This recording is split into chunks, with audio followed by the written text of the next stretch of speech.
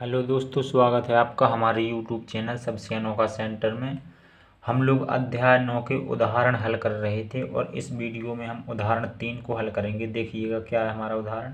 दर्शाइए कि त्रिभुज की एक मध्यिका उसे बराबर क्षेत्रफलों वाले दो त्रिभुजों में विभाजित करती है। ठीक है, हमें एक त्रिभुज ABC दिया गया है और इसकी मध्यिका AD है, ऐसा हमने मान लिया। ठीक है, इसकी मध्यिका AD है और हमें सिद्ध करना है जो इसकी मध्य का AD है, ये दो त्रिभुज बना रही है, ये दोनों त्रिभुज क्षेत्रफल में बराबर है, हमें ऐसा सिद्ध करना है। ठीक है, तो पहले जो दिया जा रहा है इसे हम लोग लिख लेंगे, यहाँ पर हेडिंग डाल लेंगे दिया, और दिया में हम लोग लिख लेंगे त्रिभुज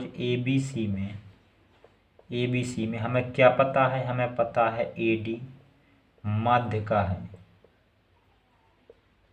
का है। अब हम लोग हेडिंग डालेंगे सिद्ध करना, और जो हमें सिद्ध करना है हम इस हेडिंग के अंदर लिख देंगे। तो हमें सिद्ध करना है कि जो ये दो त्रिभुज बन रहे हैं ADB, या फिर कह लें ABD और ACD, ये दोनों त्रिभुज क्षेत्रफल में बराबर है, हमें ऐसा सिद्ध करना है। तो हम यहाँ पर लिख सकते हैं एरिया ABD बराबर हमें सिद्ध करना है एरिया ACD। ठीक है, अब यहाँ पर देखिएगा हम लोग हेडिंग डालते हैं रचना, और रचना यहाँ पर हमने करके रखी है। जो ये AN है ये हमने BC पर लंब खींचा, यानी कि ये जो AN है BC पर कितने अंश का कोण बना रहा है, लंब का मतलब होता है 90 अंश का कोण बना रहा होगा। ठीक है, तो यहाँ पर हम लोग लिखेंगे AN लंब BC खींचा। ठीक है, अब देखिएगा, अब यहाँ पर हम लोग हेडिंग डालेंगे उपपत्ति, और यहाँ से हम लोग सिद्ध करना स्टार्ट करेंगे। तो देखिएगा, हम लोग जानते हैं कि त्रिभुज का क्षेत्रफल क्या होता है। त्रिभुज का क्षेत्रफल होता है आधार गुणा लंब, या फिर कह लें ऊंचाई। ठीक है, आधार गुणा लंब कहेंगे या फिर ऊंचाई भी कह सकते हैं। तो यहाँ पर हम लोग लिखेंगे त्रिभुज का क्षेत्रफल बराबर सूत्र होता है हमारा त्रिभुज का क्षेत्रफल बराबर 1/2 गुणा आधार गुणा लंब, या फिर लंब नहीं कहना है तो ऊंचाई भी कह सकते हैं, ऊंचाई। ठीक है, ये होता है हमारा सूत्र। तो देखिएगा, इसी सूत्र की मदद से हम लोग इन दोनों त्रिभुजों का क्षेत्रफल निकालेंगे। ठीक है, तो देखिएगा, हम पहले ABD त्रिभुज का क्षेत्रफल निकालते हैं। तो क्षेत्रफल के लिए हम लोग लगा देंगे AR, और फिर लिख देंगे हम ABD। इसका मतलब है कि ABD का क्षेत्रफल। ठीक है, AR का मतलब है क्षेत्रफल।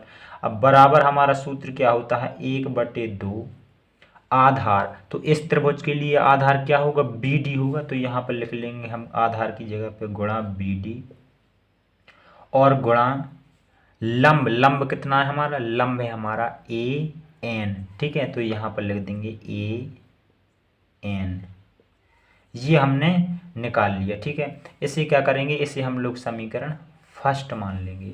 और इसी प्रकार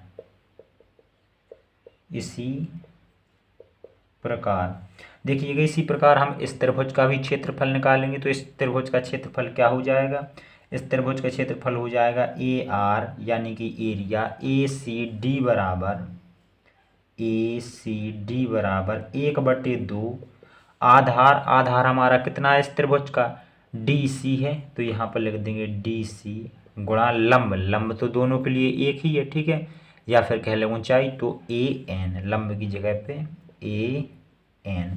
अब देखिएगा, हमें बताया गया था कि जो ये AD है ये क्या है, हमारी ABC त्रिभुज की मध्य का है, और मध्य का जिस भी त्रिभुज की भुजा को टच करती है वो भुजा दो बराबर भागों में बढ़ती है। ठीक है, तो जो ये मध्य का AD है ये BC को टच कर रही है D पर, तो D से इस तरफ का पार्ट इस तरफ के पार्ट के बराबर होगा, यानी कि हम कह सकते हैं BD बराबर क्या होगा, BD बराबर होगा DC, या फिर कह लें CD। ठीक है, तो यहाँ पर हम लोग लिखेंगे, चूंकि यहाँ पर यदि चूंकि नहीं लिखना तो डायरेक्ट लिख देते हैं BD बराबर CD। अब ये BD बराबर CD कैसे हमने लिखा, तो यहाँ पर लिख देंगे चूंकि डी ए जो है हमारी डी ए त्रिभुज ए बी सी की मध्य का है, त्रिभुज ए बी सी की मध्य का है, मध्य का है। ठीक है, इसलिए हमने बी डी बराबर सी डी लिखा। अब देखिएगा यहाँ पर हम सी डी कह लें या फिर डी सी कह लें, तो डी सी की जगह पे कितने रख सकते हैं, बी डी रख सकते हैं। ठीक है, तो यहाँ पर हम लोग रख देंगे, यहाँ पर एरिया ए सी डी बराबर हो जाएगा हमारा 1/2 गुणा सी डी की जगह पे क्या रख देंगे, बी डी रख देंगे। तो यहाँ पर हो जाएगा बी डी गुणा ए एन, और इसे हम लोग मान लेंगे समीकरण सेकंड। ठीक है, अब यहाँ देखिएगा हम लोग समीकरण फर्स्ट और सेकंड से क्या निष्कर्ष निकालने वाले हैं, समीकरण फर्स्ट व सेकंड से। तो यहाँ पर देखिएगा समीकरण फर्स्ट में क्या दे रखा है, इसे हम लोग यहाँ पर नोट करेंगे। एरिया ए बी डी बराबर हमें दे रखा है 1/2 बी डी गुणा ए एन, और यहाँ पर देखिएगा समीकरण सेकंड में इसकी जगह पे क्या लिख सकते हैं, इसकी जगह पे समीकरण सेकंड से हम लिख सकते हैं एरिया ए सी डी। ठीक है, तो इसकी जगह पे लिख देंगे एरिया ए सी डी, और देखिएगा यही चीज़ तो हमें सिद्ध करनी थी, यही चीज़ हमें सिद्ध करनी थी, तो यहाँ पर लिख देंगे इति सिद्धम। ठीक है, देखिएगा तो इस प्रकार से ये हमारा उदाहरण 3 कंप्लीट हो जाता है। चलिए मिलते हैं अगली वीडियो में, धन्यवाद।